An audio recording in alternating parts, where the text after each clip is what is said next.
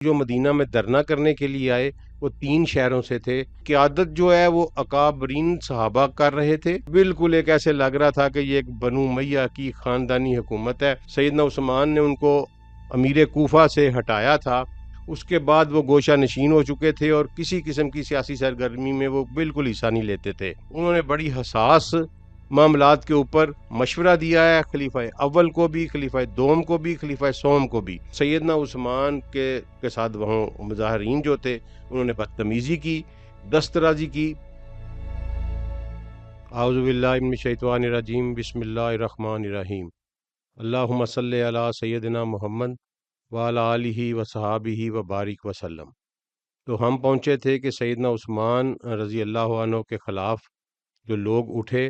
اور وہ ڈیفرنٹ شہروں میں اکٹھے ہوتے رہے۔ یہ ذہن میں رکھیے گا کہ یہ ایک دن کی یا چند دنوں کی یا چند ماہ کی موومنٹ نہیں تھی، یہ سال ہا سال کا پکا ہوا ایک لاوا تھا جو پھٹ پڑا، اور اس میں 2-3 جو تھے وہ سمجھ لیں کہ اگنیشن پوائنٹ بنے جس کی وجہ سے یہ لاوا پھٹ پڑا۔ اور مین لوگ جو مدینہ میں دھرنا کرنے کے لیے آئے وہ 3 شہروں سے تھے، مصر سے تھے، وہ کوفہ سے تھے اور وہ بصرہ سے تھے۔ اب ہم ذرا تھوڑا سا رک کے ہم غور کرتے ہیں کہ یہ لوگ کون تھے، ان کی قیادت کون کر رہے تھے، اور مدینہ میں جو اکابرین صحابہ تھے اس دوران میں ان کا کیا موقف تھا اور ان کا کردار کیا تھا، جس سے ساری پوزیشن آپ کو واضح ہو جائے گی اور ہر چیز کی سمجھ آنی شروع ہو جائے گی، کیونکہ آگے جو ایونٹ آ رہے ہیں وہ بڑے ہی سینسٹیو آ رہے ہیں۔ تو یہاں ہم رک کے دیکھتے ہیں کہ یہ لوگ کون تھے۔ سب سے پہلے یہ لوگ بالکل جو ہمیں کتابوں میں پڑھایا گیا ہے کہ جناب یہ عبداللہ بن سبا کے پیروکار تھے اور سبائی تھے، بالکل غلط بات ہے۔ یہ لوگ نارمل مسلم سٹیزنز تھے جن کے زیادہ تر تعداد تابعیوں کے اوپر مشتمل تھی، اور کچھ لوگ جو تھے وہ نو مسلم بھی تھے، لیکن ان کی قیادت جو ہے وہ اکابرین صحابہ کر رہے تھے۔ اور ان میں بڑے نام جو ہمیں ملتے ہیں وہ عبد الرحمن بن ادیس رضی اللہ عنہ، جہجہ غفاری رضی اللہ عنہ، اور اس کے علاوہ عمر بن حمق رضی اللہ عنہ۔ یہ بڑے بڑے نام ہمیں ملتے ہیں جو ان تمام مظاہرین کی، جنہوں نے آگے دھرنا دیا، ان کی قیادت کر رہے تھے۔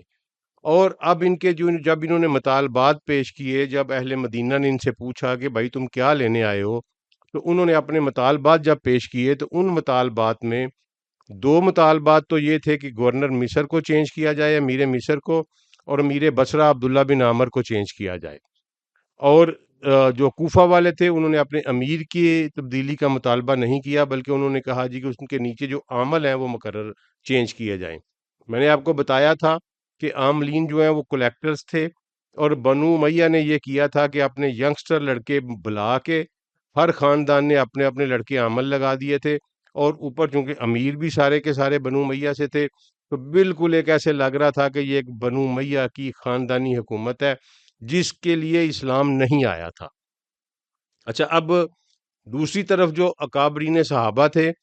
وہ تمام کے تمام جتنے بڑے بڑے نام ہمیں ملتے ہیں وہ ان مظاہرین کے مطالبات سے متفق تھے۔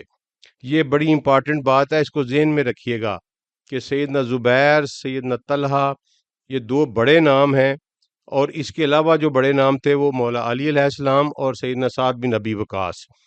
تو سیدنا سعد بن ابی وقاص جو تھے وہ بالکل گوشہ نشین ہو چکے تھے جب اپنی حکومت کے 6 سال میں سیدنا عثمان نے ان کو امیر کوفہ سے ہٹایا تھا۔ اس کے بعد وہ گوشہ نشین ہو چکے تھے اور کسی قسم کی سیاسی سرگرمی میں وہ بالکل حصہ نہیں لیتے تھے، اور انہوں نے اپنی رہائش بھی وہ مدینہ شریف سے تھوڑی دور باہر جا کے شفٹ کر لی ہوئی تھی، اور وہ اپنے جانوروں کی دیکھ بھال کرتے تھے۔ یوں سمجھ لیں کہ وہ اپنا فارم ہاؤس چلاتے تھے اور فارم ہاؤس پہ ہی مقیم رہتے تھے، وہ سیاست میں نہیں دلچسپی لے رہے تھے، اور کسی قسم کی بھی دنیاوی معاملات سے وہ کنارہ کش ہو چکے تھے۔ سیدنا طلحہ، سیدنا زبیر جو تھے، یہ لوگ جو مطالبات لے کے لوگ آئے تھے ان کے مطالبات کی حمایت کر رہے تھے، اور مولا علی کا جو کردار ہے وہ بڑا درخشندہ کردار ہے۔ اب یہاں آ کے بھی آپ دیکھیں کہ جو ہمیں عام طور پر بتایا گیا ہے، اور اہل تشیع ہمارے جو حضرات ہیں وہ جو بات بتاتے ہیں وہ بالکل ماننے والی نہیں ہے، اور حقیقت اور ہسٹری کے بھی بالکل خلاف ہے۔ مولا علی علیہ السلام کے آپ کردار کا جائزہ لیں تو سیدنا ابو بکر کے دور سے لے کر سیدنا عثمان کے آخری دن تک ان کا کردار ایک مشیر کی حیثیت سے رہا ہے، ایک وزیر کی حیثیت سے رہا ہے، اور بہت بہت نازک موقعوں کے اوپر انہوں نے بڑی حساس معاملات کے اوپر مشورہ دیا ہے، خلیفہ اول کو بھی، خلیفہ دوم کو بھی، خلیفہ سوم کو بھی۔ اور خلیفہ اول اور خلیفہ دوم تو 100% ان کے مشورے کے بغیر چلتے ہی نہیں تھے، اور ہر معاملے پر ان کی کنسلٹنسی لیتے تھے، اور علی بھی ان کو کبھی بھی کنسلٹنسی دیتے ہوئے ہیجیٹیٹ نہیں کرتے تھے۔ سیدنا عثمان کے دور میں بھی سیدنا علی کا وہی مقام رہا، لیکن جب مروان داخل ہوا ہے اقتدار کے ایوان میں، اور سیدنا عثمان نے جب مروان کے کو اپنے اختیارات تقویز کیے، تو وہاں آ کے مروان کی جو سمجھ لیں کہ اٹراسٹیز تھیں، جو وہ ٹرانسگریس کر رہا تھا اپنی اتھارٹی سے، اس پہ مولا علی مائنڈ کرتے ہوتے تھے، اور مولا علی سیدنا عثمان کو سمجھاتے ہوتے تھے۔ باقاعدہ اس کے ثبوت موجود ہیں، اور نہج البلاغہ میں بھی اس کا ذکر ہے کہ سید مولانا علی نے سیدنا عثمان کو یہ فلاں فلاں مشورہ دیا۔ تو اس کا مطلب ہے کہ ان کے کوئی ایسے اختلافات نہیں تھے کہ وہ دشمنی بن جائے، یا ایک دوسرے کو وہ پتہ نہیں کچھ اور ہی سمجھتے تھے۔ بالکل بھائیوں کی طرح تھے، اور بالکل اسی طرح تھے کہ جس طرح ایک بھائی دوسرے بھائی کو سمجھاتا ہے کہ اس کی بہتری کے لیے کیا ہے۔ اس کی ایک اگزامپل میں آپ کو دیتا ہوں کہ امیر معاویہ جو تھے، چونکہ پورا ملک شام ان کو دے دیا گیا تھا، اور امیر معاویہ کوئی زیادہ فالو بھی نہیں کرتے تھے وفاق کی پالیسی کو، اور وہ اپنی پالیسیاں اپنے طور پر ہی ڈیسیژن لیتے تھے، اور یہ مشہور تھا کہ وہ کوئی وفاق کے حکم کا نہ انتظار کرتے تھے، نہ وفاق سے پوچھنا گوارا کرتے تھے۔ تو مولا علی علیہ الصلوۃ والسلام نے ایک دفعہ سیدنا عثمان کو کہا کہ آپ نے معاویہ کو کھلی چھٹی دے رکھی ہے، جو بہتر نہیں ہے حکومتی معاملات کے لیے۔ تو سیدنا عثمان نے آگے سے کہا کہ معاویہ کو امیر میں نے تو نہیں بنایا، معاویہ کا تو امیر سیدنا عمر نے بنایا تھا۔ تو مولا علی نے وہاں ایک تاریخی جملہ بولا، انہوں نے کہا کہ معاویہ جو ہے اتنا ڈرتا تھا عمر سے کہ عمر کا جو غلام یرفع تھا وہ بھی اتنا نہیں ڈرتا تھا۔ اور یہ حقیقت ہے کہ سیدنا عمر کے دور میں معاویہ کو کوئی سی قسم کی کبھی بھی، جناب معاویہ نے کبھی بھی کسی قسم کی اس طرح کی جرت نہیں کی کہ وہ وفاق کے پوچھے بغیر کوئی قدم اٹھائیں، اور اگر کبھی انہوں نے اٹھایا تو ان کا بڑا سخت احتساب بھی کیا گیا۔ لیکن سیدنا عثمان کے دور میں چونکہ وہ پہلے سے بیٹھے ہوئے تھے، پھر میں نے آپ کو تاریخی تناظر میں بھی بتایا کہ اس خاندان کے نبوت سے پہلے ہی وہاں تجارتی اڈے تھے، تو انہوں نے وہاں ایک سمجھ لیں کہ سیمی گورنمنٹ ٹائپ قائم کر لی ہوئی تھی، اسٹیٹ ود ان اسٹیٹ جو ہے وہ ایک قائم ہو گئی ہوئی تھی۔ لیکن چونکہ سیدنا عثمان ایک درویش منش آدمی تھے، اور دوسرا جو ہے کہ وہ ان پر ریلائنس کر رہے تھے، لہٰذا وہ ان کے خلاف کوئی تادیبی کاروائی نہیں کرتے تھے۔ اب جب یہ مظاہرین آ گئے اور انہوں نے آ کے اپنے مطالبات پیش کیے، تو سیدنا عثمان نے مولا علی کو بلایا اور کہا کہ آپ ان کے ساتھ مصالحت کریں اور مذاکرات کا آغاز کریں۔ تو مذاکرات کا آغاز ہوا، مذاکرات ہوئے، اور کچھ باتیں سیدنا عثمان نے ان کی مان لیں، کچھ نہیں مانی، اور باقاعدہ اس پہ معاہدہ ہو گیا۔ امیر مصر کو چینج کر دیا گیا، امیر مصر کو عبداللہ بن ابی سرا کو تبدیل کر کے ان کی جگہ محمد بن ابی بکر، جو سیدنا ابوبکر کے بیٹے تھے اور مولا علی کے گھر میں پلے بڑے تھے، ان کو امیر مصر لگا دیا گیا۔ اس طرح جو عاملین کی تبدیلی تھی وہ بھی کر لی گئی، لیکن عبداللہ بن عامر کی جو امیر بصرہ تھے ان کی تبدیلی کی والی بات نہیں مانی، لیکن معاہدہ ہو گیا، خوش اسلوبی سے تمام معاملات طے پا گئے، اور مظاہرین کو مولا علی علیہ السلام نے واپس بھیج دیا۔ وہ تمام شرائط طے ہو گئیں اور باقاعدہ تحریری طور پر معاہدہ ہوا۔ اب یہ لوگ جب واپس نکلے تو پہلی ہی منزل پہ جب ایک رات کا قیام انہوں نے کیا، تو جو لوگ مصر کی طرف جا رہے تھے انہوں نے ایک سوار کو گرفتار کیا، اور جب اس کی تلاشی لی تو اس میں سے خط نکلا، جس خط میں یہ لکھا ہوا تھا کہ یہ محمد بن ابی بکر کو میں امیر مصر بنا کے بھیج رہا ہوں، لیکن جب بھی یہ تمہارے پاس پہنچے ان سب کے ہاتھ پاؤں کاٹ کے ان کی گردنیں اتار دو اور ان کو قتل کر دو۔ اب یہ خط جو تھا نا، یہ اس کے اوپر مور لگی ہوئی تھی، اور وہ مور وہی تھی جو سیدنا عثمان اپنی انگوٹھی میں خلافت کی مور کے طور پر استعمال کرتے تھے۔ اس بندے کو پوچھا گیا کہ تم کون ہو؟ اس نے کہا جی کہ میں سیدنا عثمان کا غلام ہوں یا نوکر ہوں ان کا۔ اور جب اس گھوڑے کے متعلق پوچھا گیا تو پتہ چلا کہ وہ گھوڑا بھی بیت المال کی ملکیت ہے۔ تو یہ لوگ یہ سارا کچھ وہ لے کے واپس آئے، مصر والے بھی واپس آئے، انہوں نے بصرہ والوں کو بھی بلا لیا اور کوفہ والوں کو بھی بلا لیا، اور معاملہ جو ہے وہ تھوڑا سا گرم ہو گیا۔ اب یہ بات آپ ذہن میں رکھیں کہ جو اکابر صحابہ تھے وہ ان کے مطالبات کی تو حمایت کر رہے تھے، لیکن انہوں نے سیدنا عثمان کے بارے میں کسی مطالبے کی حمایت نہیں کی، بلکہ جب انہوں نے ان کے استعفیٰ کا مطالبہ کیا تو تمام اکابر صحابہ نے اس کی مخالفت کی اور کہا کہ یہ نہیں ہو سکتا۔ اگزامپل اس کی میں آپ کو دیتا ہوں کہ سیدنا عثمان نے عبداللہ بن عمر کو بلایا اور کہا کہ یہ لوگ کہتے ہیں کہ تم حکومت چھوڑ دو، تو سیدنا عبداللہ بن عمر نے کہا کہ امیر المومنین، آپ کی عمر 80 سال سے زیادہ ہو گئی ہے، اور کتنی دیر آپ جی لیں گے، کیا کر لیں گے یہ آپ کا؟ لیکن اس روایت کو نہ ڈالیں کہ چند بندے اکٹھے ہو کے آئیں اور خلیفہ سے استعفیٰ لے لیں، یعنی سیدنا عثمان کی ذات تک کوئی ہاتھ نہیں پہنچنا دے رہے تھے جو اکابرین صحابہ تھے، لیکن ساتھ ساتھ چونکہ مظاہرین کے مطالبات جائز تھے اس لیے وہ ان کی حمایت بھی کر رہے تھے۔ لیکن جب یہ خط پکڑا گیا اور سارے واپس آ گئے تو ایک شور و غوغا ہوا، اور یہ جو مظاہرین تھے یہ بھی واپس آ کے فیورس ہو گئے۔ تو سیدنا علی نے سب سے پہلے سیدنا عثمان کو بلوایا اور مسجد میں بلایا اور کہا کہ یہ معاملہ ہے، آپ اس کی صفائی دیں۔ سیدنا عثمان نے باقاعدہ قرآن پاک پر قسم دی کہ نہ مجھے اس خط کا علم ہے، نہ میں نے لکھا ہے، بالکل نہ میرے سے پوچھ کے لکھا گیا، میرے علم میں بھی یہ بات نہیں ہے۔ تو وہاں پر یہ بات ہوئی کہ جناب یہ مور جو ہے یہ تو آپ کی ہے۔ انہوں نے کہا میری ہے، لیکن لوگ جعلی موریں بھی بنا لیتے ہیں۔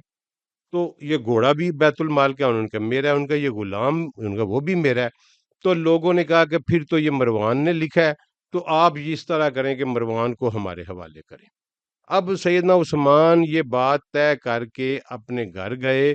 سیدنا علی نے تمام مظاہرین کو ٹھنڈا کیا اور انہیں کہا کہ اس کا کوئی حل نکالتے ہیں۔ تو جو ہی سیدنا عثمان اپنے گھر گئے، مروان گھر سے باہر آیا اور اس نے مظاہرین کو بڑی گندی گالیاں دیں، کا ان کے اوپر دھمکیاں دیں انہیں، اور شدید قسم کی بکواس جو ہے نا وہ باہر نکل کے کی۔ اب وہ لوگ سارے کے سارے پھر احتجاج کرتے ہوئے مولا علی اور سیدنا زبیر اور طلحہ کے پاس آ گئے کہ جناب یہ دیکھیں یہ کیا کر رہا ہے۔ تو سیدنا علی نے اس وقت کہا کہ میں اب اس معاملے میں نہیں پڑوں گا۔ اس کے بعد مظاہرین کا مطالبہ جو ہے وہ شدت اختیار کر گیا کہ مروان کو ہمارے حوالے کیا جائے، اور مروان جو ہے وہ اکابرین صحابہ کے سامنے آئے اور اپنی صفائی دے۔ مروان اس سے انکاری تھا، اور سیدنا عثمان چونکہ اس وقت ضعیف ہو چکے تھے، ان کے مروان کے اوپر ان کا زور نہیں چلتا تھا،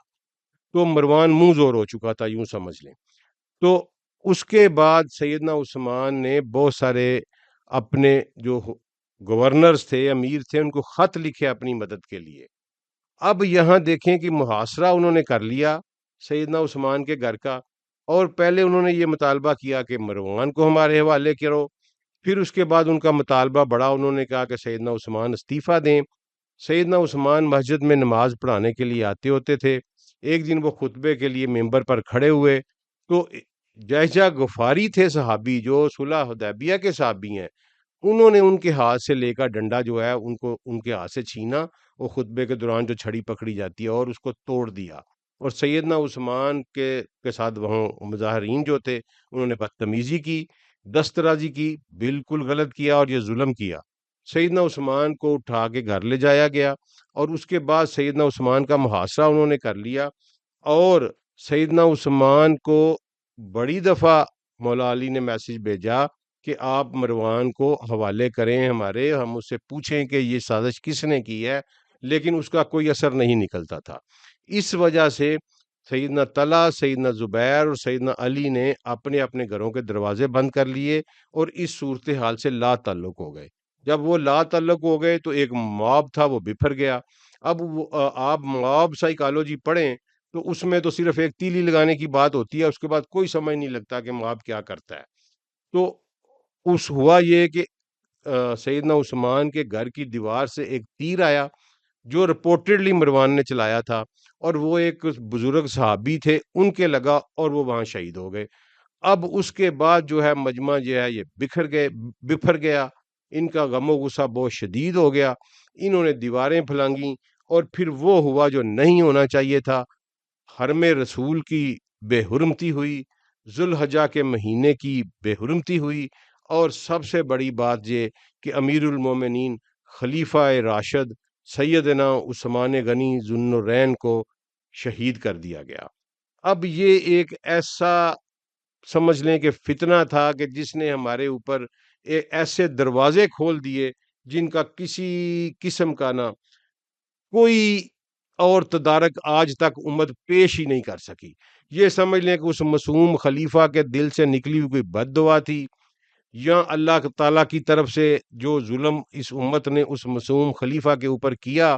اس کا کوئی عذاب ہے کہ اس واقعے کے بعد آج تک امت جو ہے وہ اکٹھی نہیں ہو سکی، اور آگے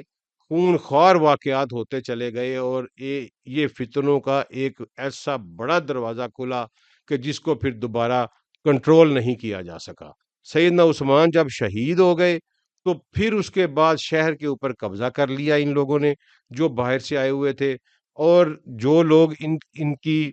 اس وقت پھر بعد میں جو بزرگ صحابہ تھے وہ بھی پیچھے ہٹ گئے، اور شرارتی قسم کے لوگ یا موب سائیکالوجی جو ہے اس نے